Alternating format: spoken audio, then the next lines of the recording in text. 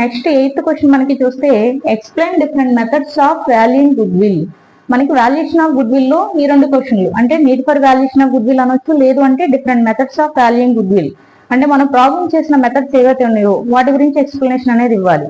అంటే మనకి ఏంటి అంటే average profit method, next super profit method, next మనకి ఏంటంటే క్యాపిటలైజేషన్ మెథడ్, యాన్యుటీ మెథడ్, ఆ మెథడ్స్ గురించి ఎక్స్ప్లెనేషన్ అనేది ఇవ్వాలి, ఫార్ములాస్ అనేది రాయాల్సి ఉంటుంది. ఇది కూడా మనకి 5 మార్క్స్ పాయింట్ ఆఫ్ వ్యూ, కొన్నిసార్లు 10 మార్క్స్ కూడా అడగడానికి ఛాన్స్ ఉంది.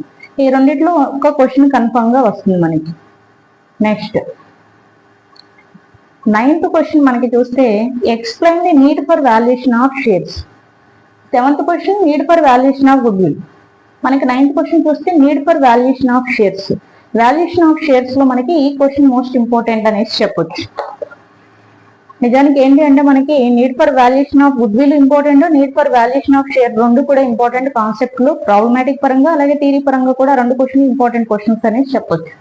నెక్స్ట్ మనకి 10th question explain the various methods of valuation of shares. ఇక్కడ మనకి ఏంటి అంటే net asset method, yield method, fair value method, వాటి గురించి రాయాల్సి ఉంటుంది. వాటిలో ప్రాబ్లమ్స్ ఇస్తాడు, అలాగే థియరీ క్వశ్చన్ మనకి ఆ 3 మెథడ్స్ సంబంధించి రాసి ఫార్ములాస్ అన్ని రాయాల్సి ఉంటుంది.